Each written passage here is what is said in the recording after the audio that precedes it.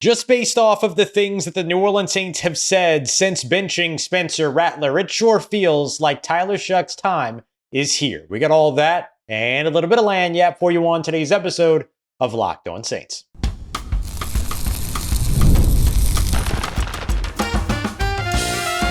You are Locked On Saints, your daily New Orleans Saints podcast. Part of the Locked On Podcast Network, your team every day. What is good, Who Dat Nation and Who Dat family? I am your host, your friend, Ross Jackson, New Orleans native, your New Orleans Saints expert and credentialed member of the media covering those New Orleans Saints as a Saints beat writer over at LouisianaSports.net. And on today's episode of Locked On Saints, the 2026 free agency quarterback class does not give the New Orleans Saints many opportunities to go the veteran bridge route, but the NFL draft provides a lot of potential possibilities, and the New Orleans Saints are set to make their announcement by Wednesday on who their starting quarterback will be up against the Los Angeles Rams, and it sure feels like the Tyler Shough announcement is going to be on the way. We got all that coming up for you on today's episode. We appreciate you very much, whether it's your first time or your next time being here with us, this time making us your first listen and being an everydayer here on the show, which is a proud part of the Locked On Podcast Network, your team every day. Today's episode brought to you by our friends over at FanDuel. Right now, new customers can bet just $5 and get $300 in bonus bets if your first $5 bet wins. Head over to FanDuel.com today to get started. The New Orleans Saints have said a lot of things over the course of the past few, let's call it couple days, right? Sunday and Monday, following the benching of Spencer Rattler in the second half of their 23-3 loss up against the Tampa Bay Buccaneers, and turning the offense over in that game to Tyler Shough for the remainder of that second half. And based on everything that we're hearing so far, it sure feels like the Saints are warming up to a Tyler Shough announcement. Now listen, I could potentially be way off base on this. I'm recording this Monday night. We'll see how things go for the Saints. I don't expect the Saints to say too much up until Wednesday, unless something leaks before then, but this team has done a very good job keeping everything in and close to the vest. And so we'll see where things head. But for New Orleans, based on everything that Kellen Moore has said, it feels like it's going to be Tyler Shough's job moving forward. Let's put everything together here. Kellen Moore has made it a point to make sure that everybody knows that he does not want to be flip-flopping quarterbacks.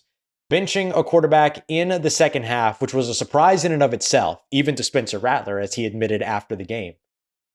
That feels like if you're going to do that and make that decision, which was a pretty loud statement in that moment, and say that the reason that you did it was to provide a spark for your offense, then it sure does feel like going back to Spencer Rattler is not going to be a very effective move for the young quarterback. And what I mean by that is a confidence issue at that point, right? Spencer Rattler was benched because Kellen Moore wanted more aggression on his offense. He wanted to find more explosive plays. He wanted a spark on offense. He wanted to be able to move more consistently. Effectively, by benching Spencer Rattler and saying that all of those reasons were amongst the reasons to turn to Tyler Shough, you've effectively said that Spencer Rattler does not bring those things to your offense. And so now the idea of going back to Spencer Rattler in this situation creates a big time looking over the shoulder kind of a situation. Because if you want more explosiveness, if you want more consistency, if you want more aggression, putting a quarterback out that you just benched once, who now is not going to be able to work out of his mind the idea that if he messes up, he will get benched again, is probably not likely to find you those explosive plays, is probably not likely to take the risks necessary, is probably not, or to find those explosive plays, is probably not necessarily going to be more aggressive. He might play a little bit tighter. Now listen, we know Spencer Rattler, right? Spencer Rattler is somebody that when there are opportunities to get downfield, he's taking those opportunities. But if you've already put in his mind that he could be benched for not giving you those things, and then you put him out on the field and tell him, now go get me those things, it feels unlikely that's going to reap major benefits for this team. The other thing is that he has said over and over again that he does not want to be flip-flopping at quarterback. And if you bench a quarterback for one quarterback and then go back to the other quarterback, you're effectively flip-flopping at quarterback in that situation. And finally, he has also said, Kellen Moore, that everything about the decision that we will see here this week ahead of Wednesday's practice when it comes to, or maybe after, like we might get the announcement after Wednesday's practice.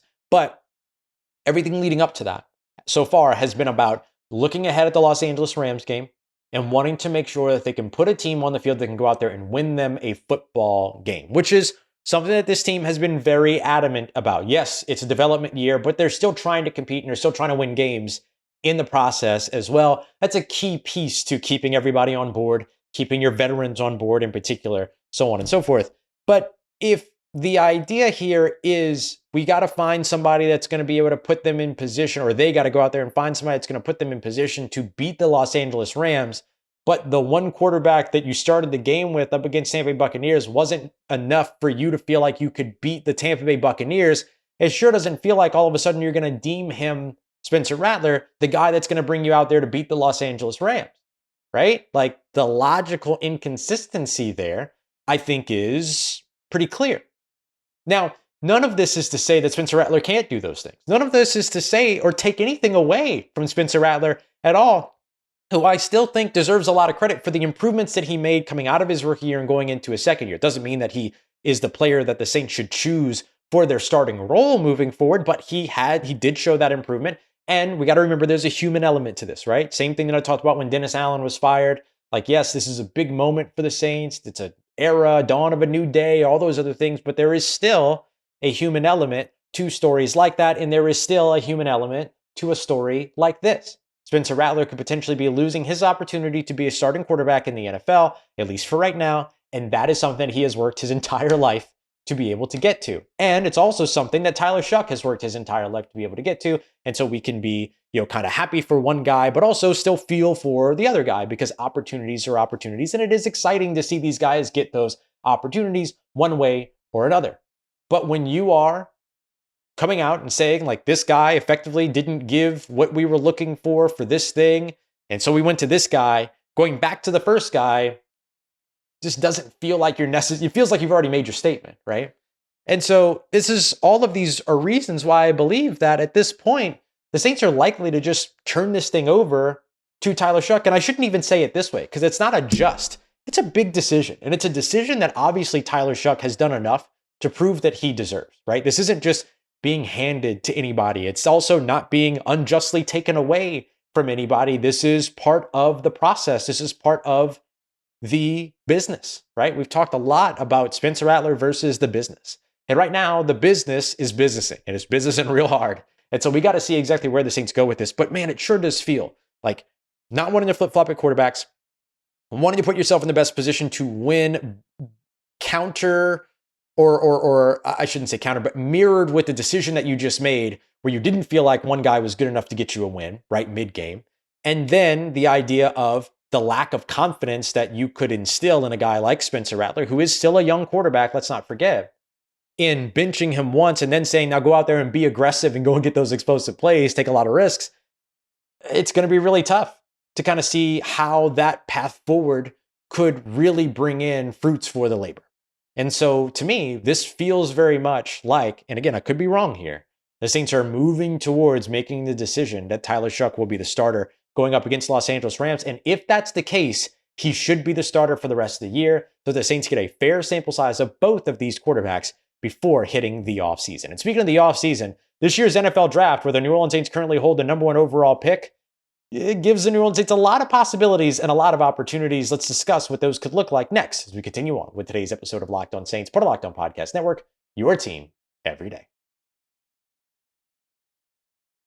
I'm Cody Rourke from Locked On Broncos, and this episode is brought to you by Peloton. Peloton is shaping the future of fitness with the brand new Peloton Cross-Training Tread Plus, powered by Peloton IQ. This is Peloton's most advanced equipment yet, giving you real-time guidance and endless ways to move, whether you're running, lifting, or you're cross-training with your favorite instructors like Alex Toussaint. It's training reimagined to make your workout more personal. Peloton is built for breakthroughs with features that help you plan, stay motivated, and hit peak performance. You can let yourself run, lift, flex and go, while Peloton handles all the rest. Plus, Peloton IQ provides real-time strength coaching, tracking your progress and suggesting weights that challenge you so you can get stronger. Plus, the new movement tracking camera, it counts your reps and corrects your form in real time, making sure every rep is safer and smarter.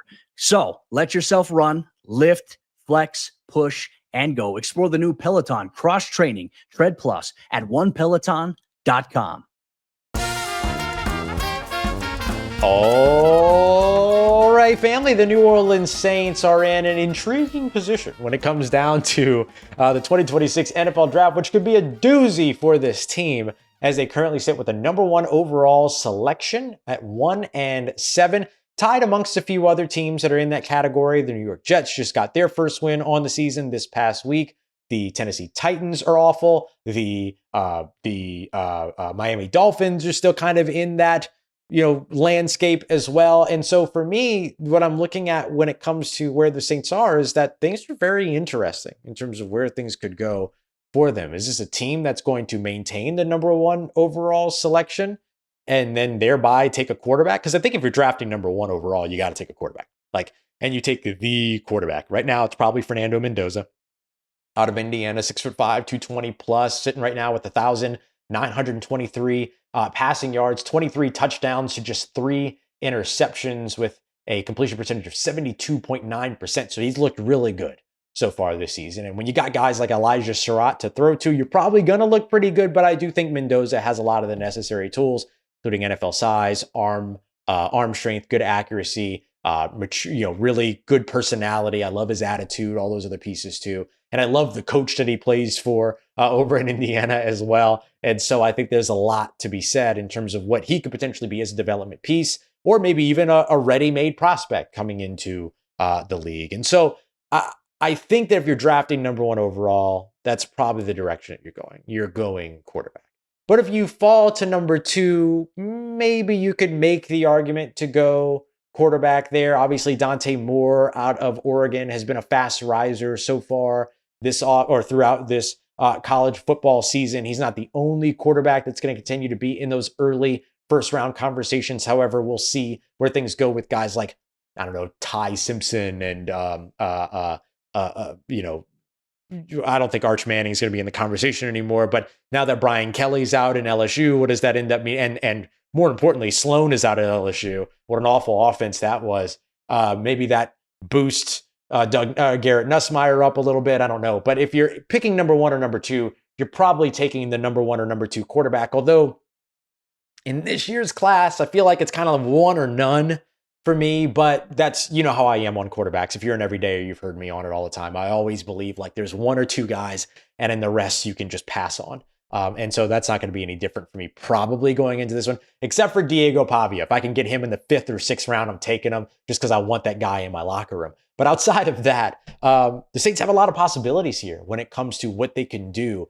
And let's talk about this not just from the first round pick perspective, but now the first and second round pick perspective. Because if the Saints are drafting number 1 and number 33, you've kind of got 2 first round picks, lightly speaking, right? So it gives you an opportunity to be able to grab a quarterback and a weapon and a defensive piece and a weapon. Like there's a lot of different ways that the New Orleans Saints could go in this situation and in this draft. So let's look at some of the pairings that Saints could potentially walk away with. Let's say that the Saints at pick number 1 overall take a Fernando Mendoza.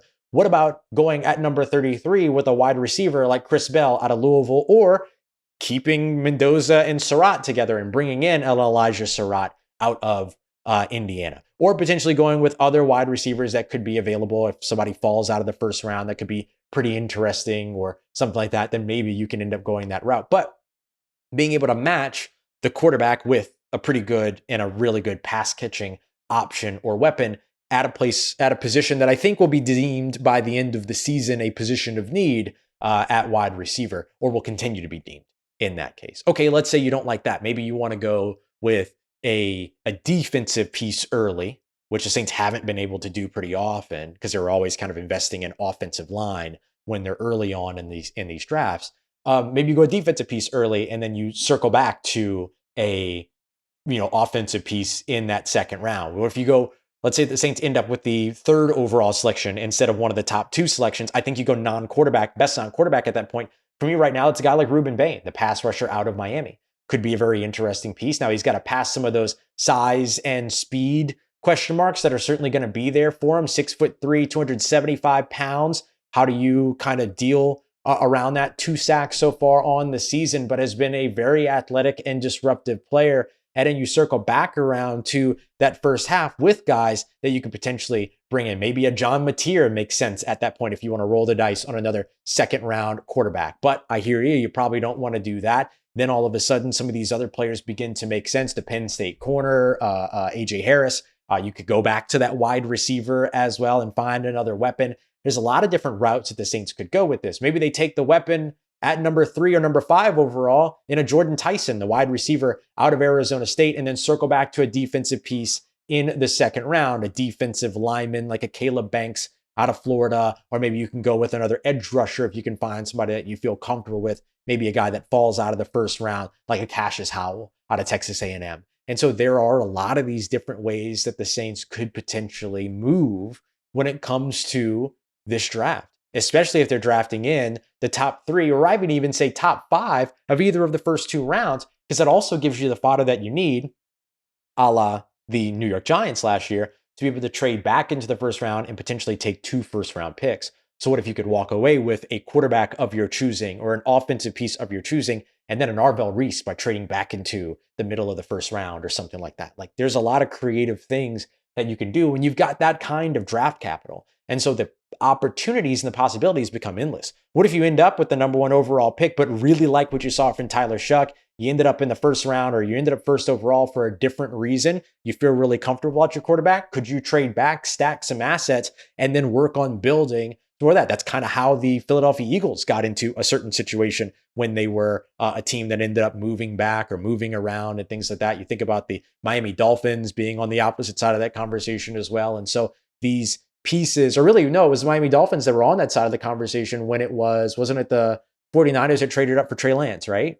And so then you end up stockpiling a bunch. Now the Dolphins didn't do great with all that stuff, but they did stuff with that stuff. But could that give you the fodder that you need to do some interesting things here throughout the next couple of years as you work to build up this team? So lots of really intriguing possibilities when it comes to the 2026 NFL draft. We'll see where things go for New Orleans, but this is going to be something worth tracking and worth continuing to revisit here throughout the season as the Saints make their decisions and get more information at the quarterback position. Coming up next, if the Saints decided all of a sudden that they wanted to go the veteran quarterback route, 2026 is not the year to do it. Let me explain why as we continue on with today's episode of Locked On Saints, part of Locked On Podcast Network, your team every day.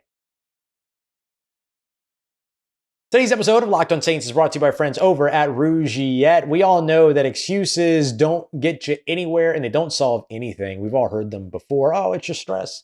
Oh, I'm just tired. It happens to everybody all the time, sometimes.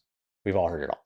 But when it comes down to your performance, sometimes your body just needs a little bit of extra support. And that's where Rougiette comes in. Rougiette.com offers fast-acting, doctor-prescribed treatments for ED designed to help you stop making excuses and start making moves. Rougiette makes it easy to get started as well. You just connect to board-certified doctor, 100% online, no awkward waiting rooms, no in-person appointments, and if prescribed, your treatment ships directly and discreetly straight to your door. So visit rugiet.com/LockedOnNFL for 15% off of your first order. That's rugiet.com/LockedOnNFL. And don't forget to use that promo code LockedOnNFL so that they know that we sent you. Rougiette. Stop making excuses, start making moves. Today's episode also brought to you by our friends over at FanDuel, the best way to get in on all of the action, especially as the NBA season is back. There's no better place to get in on that action in the NBA than with FanDuel, the official sports betting partners of the NBA. Who better to go to? Even if you miss the start of a game, if you feel like you want to ride the hot hand, FanDuel has live bets on everything from who will score next to fourth quarter comebacks. That way you never miss out on your chance to get in on some of the fun stuff going on there. You can even do live bets into same game parlays for a shot and an even bigger payout. You're not getting there anywhere else. Go check them out over at FanDuel.com today. Hey, the New Orleans Saints 13.5-point underdogs on the road up against the Los Angeles Rams. Maybe you like them to cover. Maybe you don't. You can get in on all that over at FanDuel today. So right now, FanDuel is giving our new customers $300 in bonus bets if your first $5 bet wins. So head over to FanDuel today to sign up and play your game with FanDuel, the official sports betting partners of the NBA. Let's get it, Who Dat Nation. If the New Orleans Saints wanted to, all of a sudden, let's say about face, and turn over to the veteran quarterback route in 2026, they're going to have a really, really rough time doing so. You're going to have a bad time if you decide to go that route in this upcoming free agency class. Let me explain why. So here's the reason why I'm thinking about this as well, just so you have a little bit of the context. New Orleans did not go this route in 2025, although some thought maybe they would after the retirement of Derek Carr. There was some conversation about whether or not the Saints would go out there and find themselves some veteran quarterback, maybe even trade for a quarterback. There were a lot of those conversations going on, not inside the facility, but about the Saints and around the Saints, about going out and getting a veteran quarterback to kind of serve as the bridge quarterback until Tyler Shough was ready or until Spencer Rattler had hit a certain point in his development. And the Saints decided that they weren't going to go that route and that instead they went with their young first, second, and third year quarterbacks. And then they had their veteran quarterback presence with the ex-NFL quarterbacks that are on their staff. Head coach Kellen Moore, offensive coordinator Doug Nussmeier. You look at Scott Tolzien, the quarterback's coach. And of course, Taysom Hill had been in the building over the course of the entire time, even though he wasn't on the field. He, as Spencer Rattler even noted a couple of weeks ago, Taysom Hill had been the veteran in that room. And so that was the route that they went. Now, if they go through this 2025 season and are displeased with their options in the building, they could potentially say, you know what, going the veteran quarterback bridge route for 2026, and then we'll work on finding the quarterback over the course of that process. But if they decided to go that route, it would be a little ill-advised because the 2026 free agency quarterback class is bleak. Very, very bleak. I've grouped these players into a couple of different categories: those who bring some promise, those who bring no promise, and the backup quarterbacks. And so there are two quarterbacks that I think could potentially bring a franchise promise, but I don't think would bring the New Orleans Saints promise for a variety of different reasons. The number one quarterback on everyone's list going into free agency next offseason is going to be Daniel Jones, as they call him now, Indiana Jones. Shout out to Dylan Sanderson filling me in on that. He has had a complete revitalization over with the Indianapolis Colts and has gone from being one of the biggest quarterback busts in the NFL with the New York Giants to one of the best quarterback success stories in the NFL. And no one's going to convince me any otherwise. He is playing extremely well. However, Colts ain't letting him out of Indianapolis. Ain't no way they're letting him up out of Indianapolis. They failed on the process when it came to Anthony Richardson, and they have a get-out-of-jail-free card despite their malfeasance, and now they are not going to let that go. And so they will extend Daniel Jones more than likely, keep him in Indianapolis. And of course, Daniel Jones, who they believed in, is going to take that opportunity up ahead of him. So with that being the case, I think Daniel Jones is off the board for New Orleans and probably not somebody the Saints would be looking for anyway as a bridge quarterback. Daniel Jones has proven that he can be an NFL quarterback for you. He can be a starter for you moving forward. The other player that I think would bring promise to some organizations, but not the New Orleans Saints, is Aaron Rodgers. Why do I think Aaron Rodgers would bring promise to some organizations? Because some organizations have shown you with the incredible cat and mouse game that they played all offseason when it came to Aaron Rodgers over the course of last year. However, Aaron Rodgers has already said that he will not play in New Orleans on weather being a factor alone, and there's no way that I could see him and Kellen Moore working. There's no way that I could see those two working. Aaron Rodgers working with a head coach that's an offensive-minded head coach that's younger than he is, I don't see Aaron Rodgers doing that. So those two guys to me would probably be the guys that bring the, quote, most promise. I don't think Aaron Rodgers brings a lot of promise, but NFL franchises tend to. And so neither of those guys are going to be available. Then come the guys that don't bring you any promise. Guys like Russell Wilson, who's already shown you both from a diminishing talent standpoint and a regressing of reputation standpoint that he's not probably a good option for you as a bridge quarterback, which is part being a leader and part keeping the organization together while they get things figured out, rebuild, retool, and develop their roster. I don't think you can look at Russell Wilson in today's day and age as that quarterback. Joe Flacco could be an option. He's been a hero for a couple of different organizations, spending time with the Cleveland Browns, the Indianapolis Colts, now the Cincinnati Bengals, where the Browns inexplicably traded him across the division. I'll never understand that move.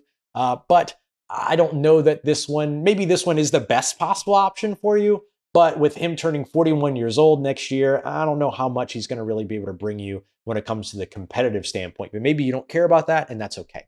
And then the other guy that's really interesting that I'm sure a lot of people are going to point to is Las Vegas Raiders quarterback Kenny Pickett. Why? Because he's got a little bit of a connection with Kellen Moore. I don't think that it's enough. You're looking for a quarterback that could potentially help you compete. They can help you win some games while you're developing these other quarterbacks, show you some leadership qualities, and help to keep your franchise together. I don't think Kenny Pickett is that guy based on his losing track record and very inexperienced leadership opportunities that he has seen so far in the NFL. So I think that that's important. So instead, maybe you're hoping that other quarterbacks could potentially shake loose. You're hoping that maybe Jameis Winston finds his way out of New York. Maybe you're hoping that Teddy Bridgewater doesn't re-sign with the Tampa Bay Buccaneers. Is he close at home in San Francisco? Maybe you're hoping for a guy like Mac Jones, who just went through that Shanahan car wash, to potentially make his way to free agency. He's got through 2027 on his deal technically. So we'll see. But it's clear to me that the Saints' best options are either a quarterback that's already in the building, panning out, or reinstituting or reinvesting in the position in the draft in 2026. Going the veteran quarterback route just isn't likely to yield, based on the class that we think is going to be available at this time, to yield you the results that you might be looking for to navigate a rebuild, give you a bridge, and get to a younger quarterback. You're hoping that one of these quarterbacks pans out, or that the Saints can land one in the draft. All right, coming up in tomorrow's episode, midweek prospects, sure things in the 2026 NFL draft. We'll go over the names that you need to know. We appreciate you very much, as always, making us a part of your day, part of your routine, for saying yes to me on the show. If you see me, please say hi. If you need anything else around your New Orleans Saints in between these episodes, make sure you follow me on your favorite social media at Ross Jackson, NOLA. Hit me up. Let me know how the family's doing, how you living. Let me know how you're momming them. And trust you, that nation, I'll holla at you.